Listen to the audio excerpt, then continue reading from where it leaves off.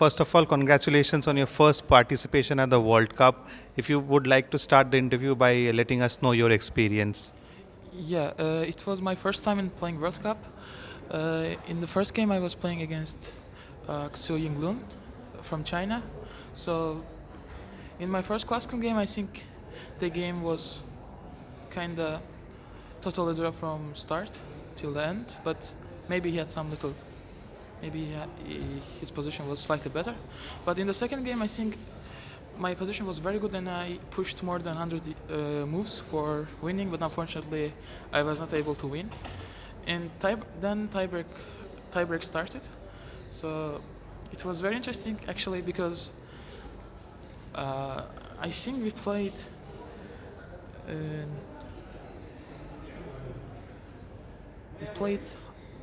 two classical games, 4 rapid and 4 blitz. We played 10 games and there was 9 draws in a row. I think.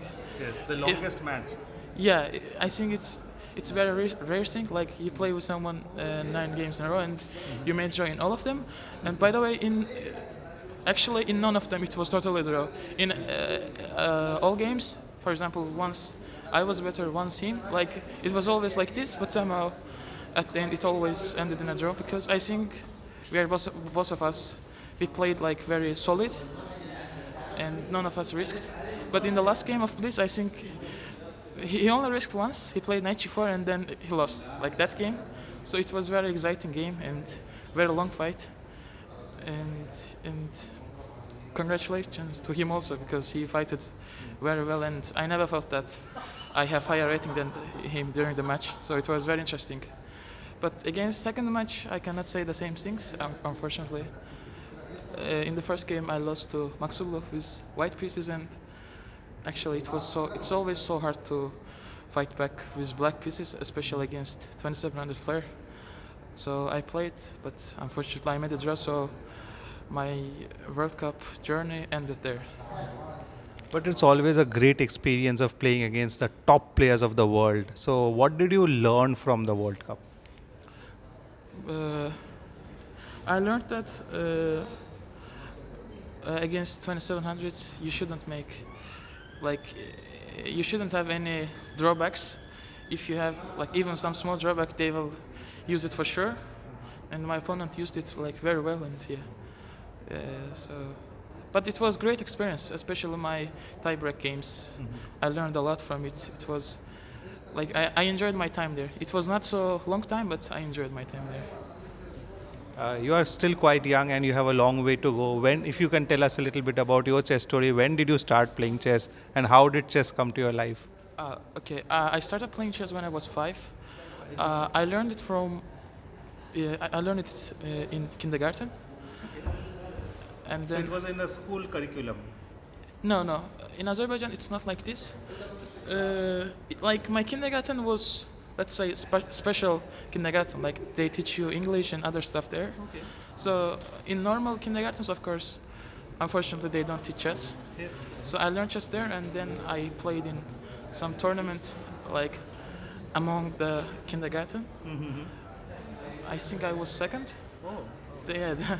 Then my chess career started like this. So my parents saw that I liked this game. When I was sleeping, I was putting chessboard under my pillow. Yeah. And then I started playing with my father. So your father also knows to play chess well? Okay, he can play, of course. Let's say, like he understands chess. He can he's also even playing on chess.com sometimes. Okay. Yeah. That's nice. Yeah. Yes. And at first he always won against me. Now there's no chance. Yeah. No mercy. But then I started to outplay him. So my chess career started like this. Amazing. What is the biggest tournament that you have won or have? What was your highest performance in any tournament? I think my highest performance was Airfloat Open 2020, where I became first. Okay, that's great. Amazing. Yeah, probably. Yeah, I think that tournament. Okay. Coming to the 29th Abu Dhabi Masters, you are 3.5 out of 5. Yesterday was a long game, but today you finished quickly. If you can first start with yesterday's game. It was a knight versus bishop with Neiman having an extra pawn there, and you offered a draw also. Of course, even Niemann knew that it's a draw, but he just wanted to play, and okay, it's very understandable. He played, but actually I offered him a draw when he played f6 move, which is like it's like offering draw, and I offered him a draw, but then he rejected. Yeah. So then we play 5 moves, and we made a draw. He tried to. I think he pushed for more than 40, 50 moves, but of course it's going nowhere because it's totally equal position. Like you cannot do anything there. And yeah, it ended in a draw. And tell us about today's game. Today's game, I think it was a very interesting game, and at the end it was very interesting draw, 3-time repetition.